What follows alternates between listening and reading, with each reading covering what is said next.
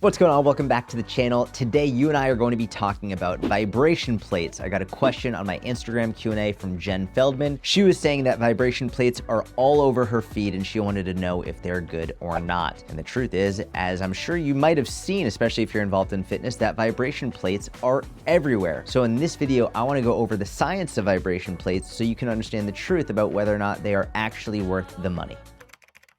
Now, where proponents of vibration plates say you'll get the most benefits from using a vibration plate are in your strength, in your balance, in your recovery, and in your health, and specifically in regard to your lymphatic drainage. We're gonna go over all of those in this video one by one. Briefly, however, before we get to each of those points, it's important to mention that vibration training isn't necessarily new. From what I've seen, it's been around since about the 1800s when someone named Dr. Gustav Zander, who was one of the pioneers of mechanotherapy, created a number of machines that would actually vibrate while you use them, and he touted the benefits of them for exercise and performance and health. Nowadays, though, you can get far more advanced technology that actually legitimately vibrates and also isn't massive. You can have it in your home, store it under your bed, put it in your closet. You can buy it on Amazon today and have it delivered to your home tomorrow. The question is it actually worth it?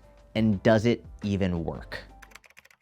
So first things first, let's talk about the effect of vibration plate training on your strength. I think strength is arguably the most important here, especially as of recent years when people have realized how important strength is, not just for your performance, but for your health and your longevity. So when we look at the research around vibration plates and your strength, the marker that most people look at is something called muscle activation. And I'm sure you've heard this term a million times. Quite frankly, I think it's one of the most overused terms in all of fitness and specifically fitness marketing. Any product that someone wants you to buy, any physical product someone wants you to buy around strength training, they're gonna say it's better for muscle activation, but they never tell you what that actually means or why it's important or what that actually means in regard to what effect it's gonna have on you physically from an aesthetics perspective or a performance perspective. And the truth is, muscle activation does not equate to muscle strength. It's very easy to activate your muscle. If you wanna activate your muscle, just flex. Flex as hard as you can, boom, it's activated, done. If you want to activate your muscle, electrocute yourself, boom, done, it's activated. Just because you've activated a muscle and many muscle fibers doesn't mean you're getting stronger, doesn't mean the muscle's getting bigger, doesn't mean you're improving your performance.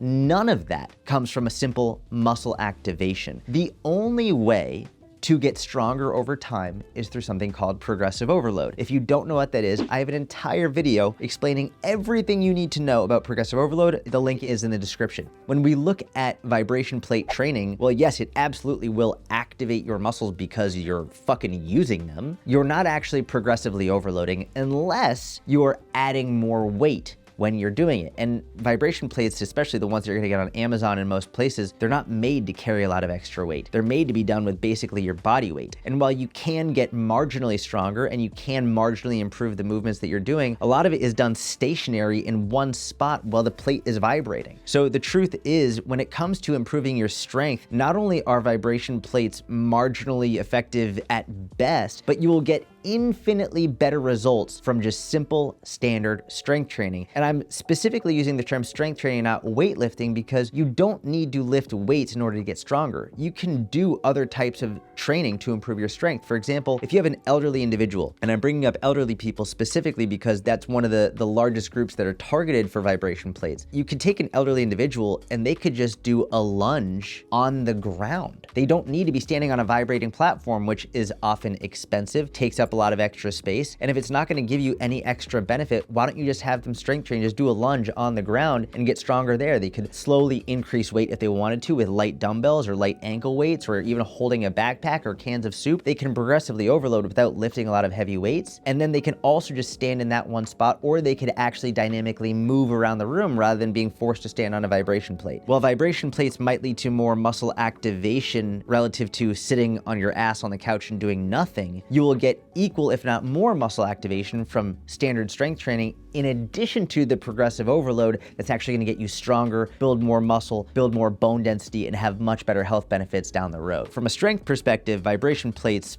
not worth it.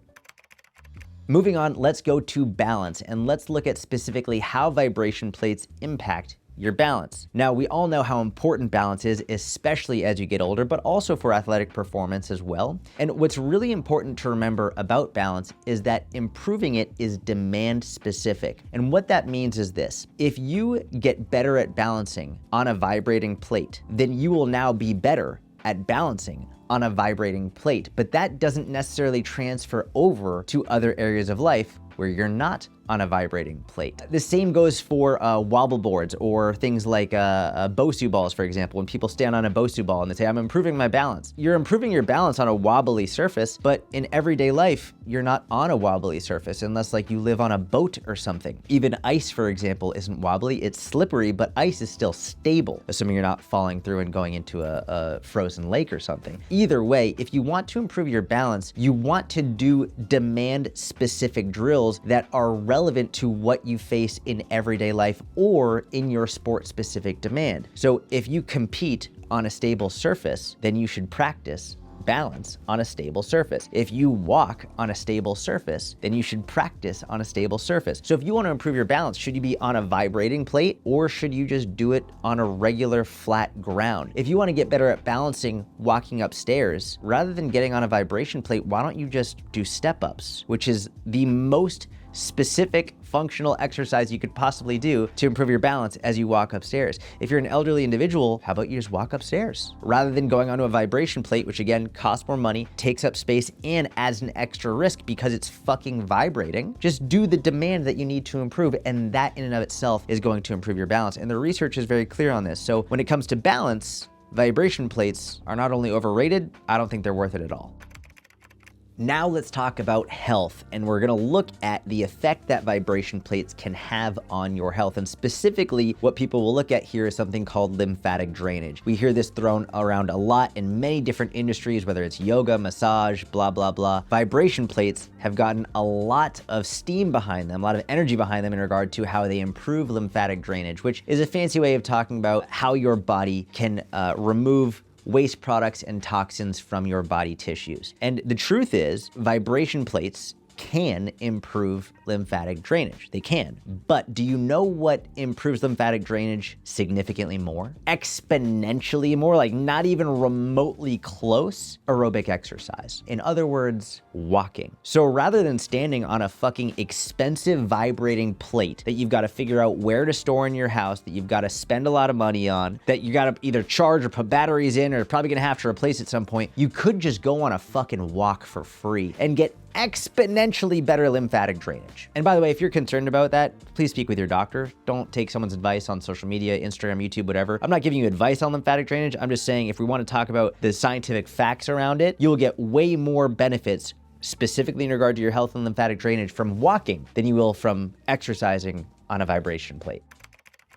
Now, finally, let's move on to recovery. A lot of people talk about how standing on a vibrating plate is gonna help you recover, especially muscle soreness wise. Maybe you've done strength training, you've been lifting weights, and you're like, you know what, I wanna get on this vibration plate to help improve my recovery. Here's where there might actually be some benefit to it. It is very individual though. Some people will anecdotally report that they feel better after doing a vibration plate after they strength train. It helps with their recovery. The truth is this is highly individual and we don't know if it's placebo or not. I know many people say they feel much better if they go into a sauna. Many people say they feel much better if they get into a hot tub. Some people say they feel better if they go on a vibration plate. Some people say they feel better if they do foam rolling. I mean, the truth is there are far more easy and accessible and less expensive and realistically effective ways to recover from strength training. And also remember, soreness is normal. Soreness is a normal part of strength training. And no matter what you do, no matter whether you're foam rolling, no matter whether you're going in a sauna, hot tub, vibration plate, you're still gonna get sore. It's part of it. And if you're getting so sore consistently for years and years and years that it's difficult to recover and that it's impacting your everyday life, the issue isn't your recovery, the issue is likely your program. It's likely too intense, too high volume, too high intensity. So a little bit of soreness is normal and it's not something you need to be trying to minimize all the time. It's a normal part of the process. If we're looking at the least expensive, most effective ways, you wanna make sure you're eating enough protein, getting enough sleep, minimizing alcohol, and of course, making sure your training program is actually well-programmed, well-designed, and not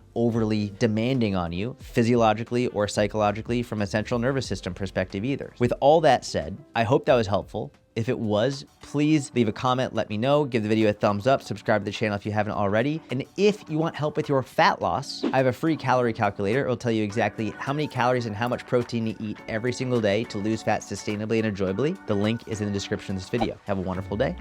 Talk to you soon.